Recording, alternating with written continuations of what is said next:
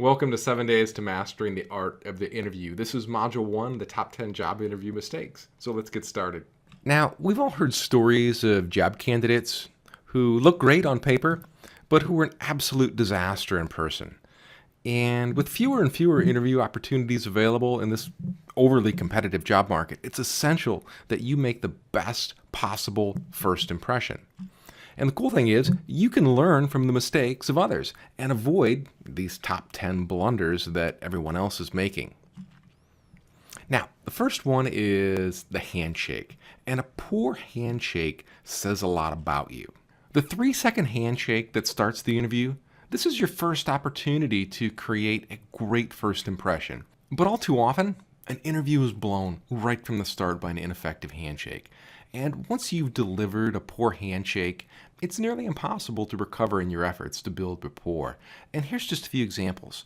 You have the limp hand that kind of just gives the impression of a disinterest or a weakness. That's when you have like a really soft hand and there's no muscle in it.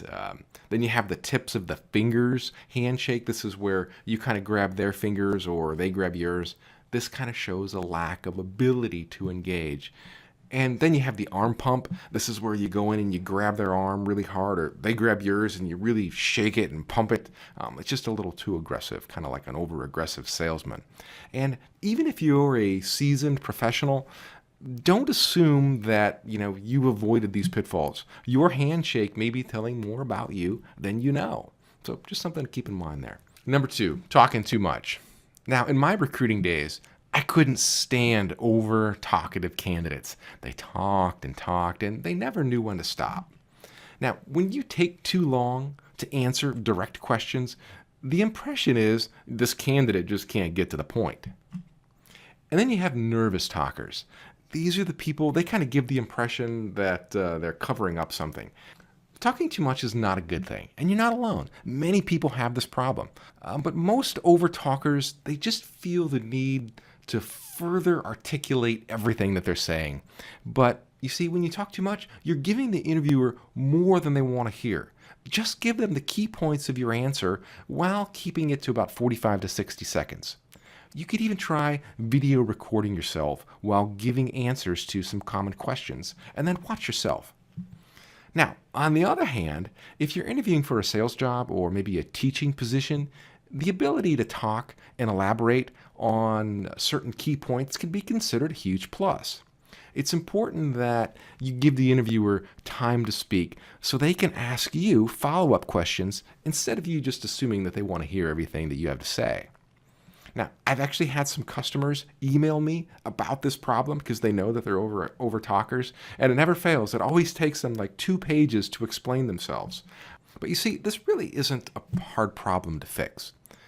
But you have to realize that when you give someone so much information, they're just naturally going to lose track of what you're saying, and they're going to end up not remembering anything. Now, if you know that you're an over-talker, one of the things that you can do is practice some of the questions in the complete interview answer guide. The guide is going to show you exactly what you need to say, and all the answers are well within the right time frame and guidelines, so you can feel comfortable in knowing that your answers won't be considered too long if you follow that framework that I have in the guide. Okay, let's take a look at number 3. Saying negative things about your current or past employers or managers. I'll tell you, the fastest way to talk yourself out of a new job is to start saying negative things in your interview. Even if your last boss was Attila the Hun, never state your ill feelings about him or her. No matter how reasonable your complaints are, you will always come out the loser if you show that you disrespect your boss or the company that you used to work for. I mean, maybe the place you worked at really was bad. Maybe your manager was a real jerk. But you never want to attack them in the interview because, you see, that's just your opinion, and a negative one at that. Now, if you really feel the need to speak your mind, attack the company as a whole, not an individual person. Considering saying something like, the company I used to work at created a very strenuous and demanding environment, and it became difficult to separate my personal life from my job, and working there was doing more harm to me than good. Now, only say something like that if the place that you are interviewing at has a more normal or relaxed work environment, because you don't want them thinking that you can't handle a little bit of pressure. So if you're interviewing for an investment banking position, you definitely want to let them know that you can handle a little bit of stress. There are always disadvantages to saying negative things, but rarely does that hold true for saying positive ones. So instead, I always suggest taking the high road and being positive. Let's move on to number 4. Showing up late or too early. The first lesson in job search etiquette is to show up on time for interviews. A lot of job seekers don't realize that showing up too early often creates a poor first impression as well. Act as if your time is just as valuable as theirs. Arrive on time, but never more than 10 to 15 minutes early. And if you're running late, just give them a call. It happens. We all get stuck in traffic, and our days don't go as we planned. I mean, we're human, and so are interviewers. So if you are running late, call them and let them know that you're running 15 minutes or so behind. But be specific and let them know exactly when you're going to be there, and then apologize for the inconvenience. Your interviewer is definitely going to respect you for that, and is no way this going to affect your candidacy. I mean, I've heard more interviewers being late for interviews than candidates. Let's move on to number 5. Treating the receptionist rudely. Since the first person that you meet on an interview is usually a receptionist, this is also the first impression that you're going to make. So don't mistake low rank for low input. Often that receptionist's job is to usher you into the interview. The receptionist has the power to pave your way positively or negatively before you even set eyes on the interviewer. The receptionist is certainly going to convey her opinion of you to the interviewer, whether you treat her rudely or with the professional courtesy that she deserves. I mean, in short, she can either mention how polite you were or not. The choice is yours. Number 6, asking about benefits, vacation time, or salary. I mean, think about it for a second. What if a car salesman asked to see your credit report before allowing you to test drive the cars? That'd just be ridiculous, and you'd probably walk away in disgust. You see, the effect is about the same when a job seeker asks about benefits or other employee perks during the first interview. What you want to do is wait until you've won the employer over before beginning that kind of discussion. And I'll cover salary with you in another video program. Number 7, not preparing for the interview.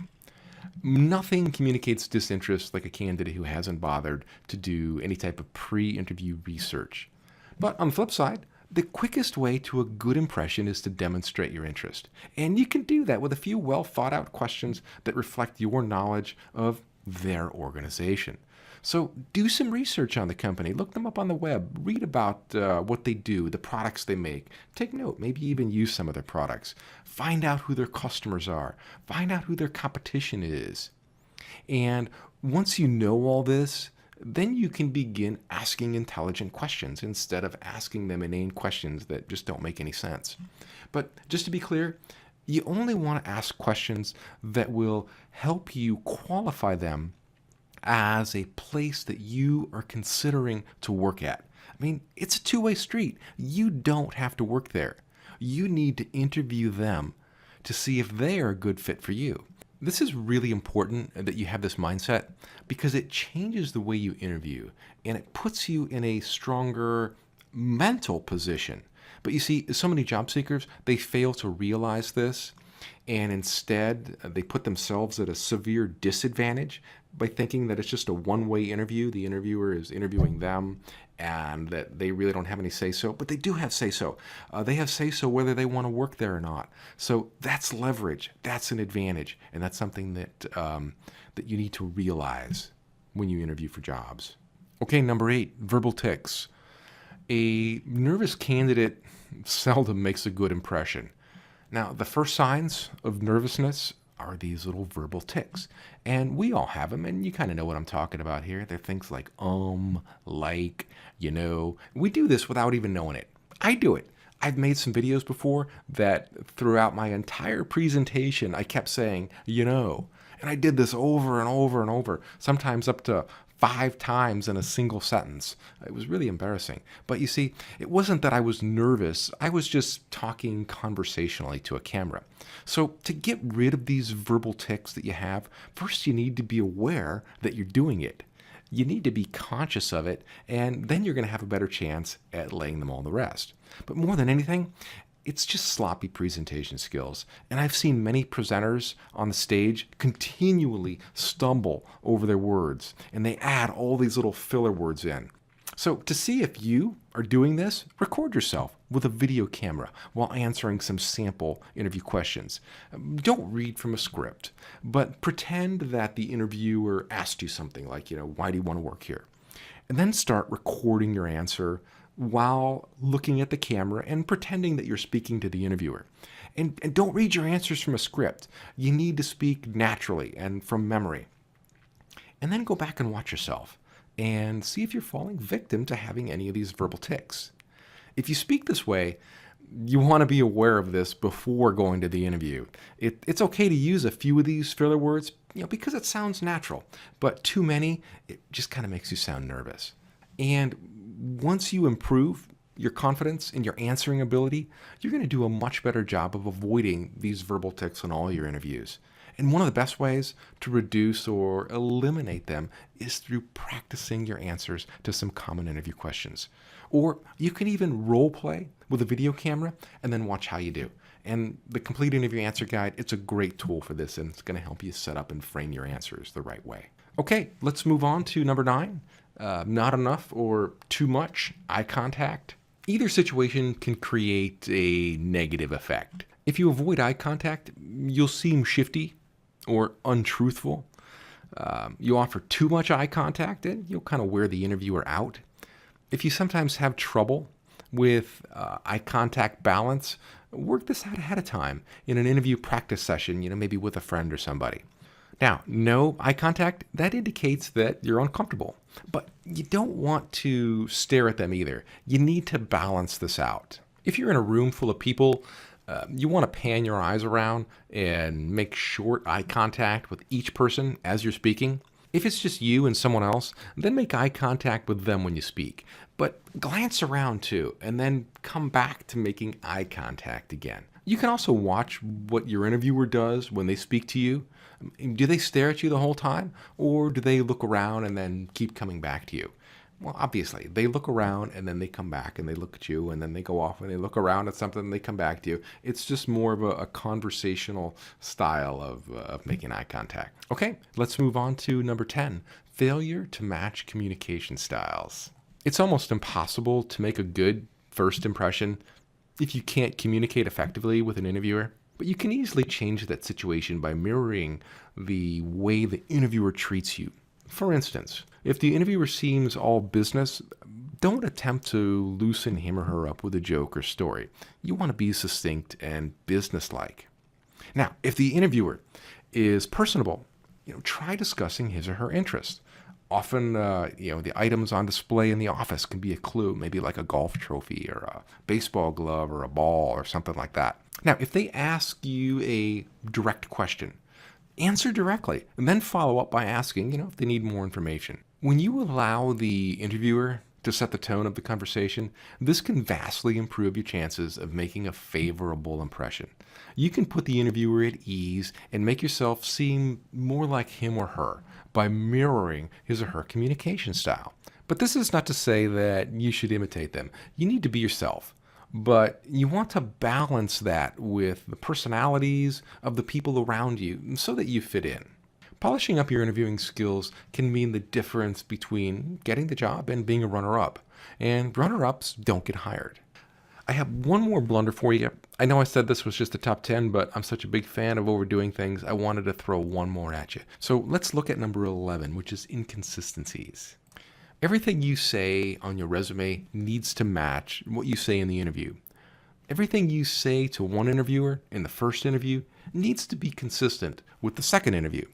You need to answer their questions the same way with the same answers. And all too often, people say one thing on their resume, that conflicts with what they said on their LinkedIn profile or what they said in a previous interview. Your LinkedIn profile needs to reflect your resume.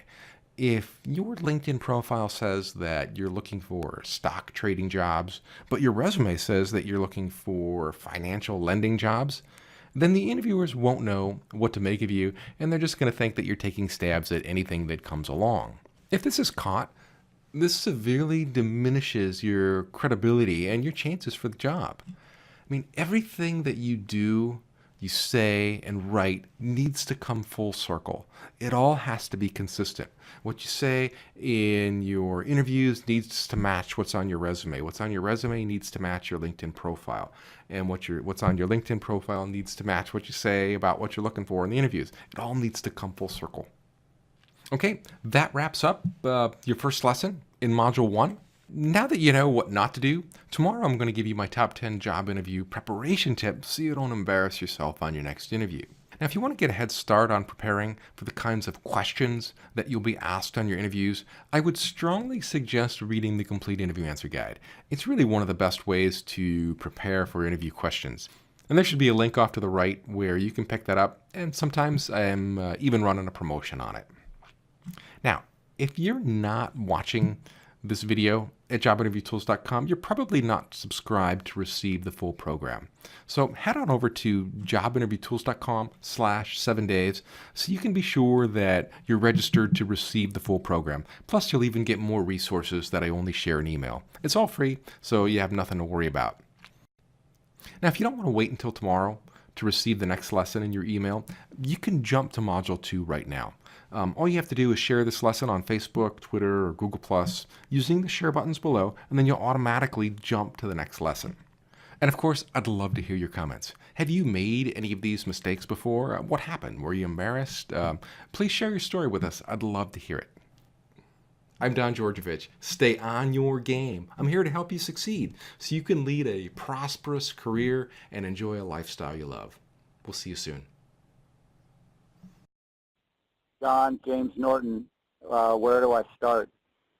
Absolutely the best program, and I did shop around and looked at a lot of different opportunities. Many would have required a lot more financial investment, but I feel absolutely blessed that I stumbled upon your site and had the good fortune of ordering your program because it changed everything. I had a session of interviews for a regional sales position, and I ended up getting that and offer on its way. And your help in the program, but additionally answering emails and for specifics in approach to a lot of these different individuals, and I ended up interviewing uphill quite a bit to the executive level, was invaluable. And just having you in my corner, I can't say that value, but very high, and I appreciate that so much. That's about it. I would recommend this program to anybody who wants to address their ability, not just in interviewing, but understanding that these techniques are absolutely valuable for any relationship, I would say. Bringing yourself forward, being prepared. What Don's program does is prepare you for what is coming at you, and his knowledge of the interview process gives you insights that release the tension around this type of a question process, and gives you insights into what the interviewer is looking for, and highly recommended. Pick it up. For me, the value was 10, 100 times that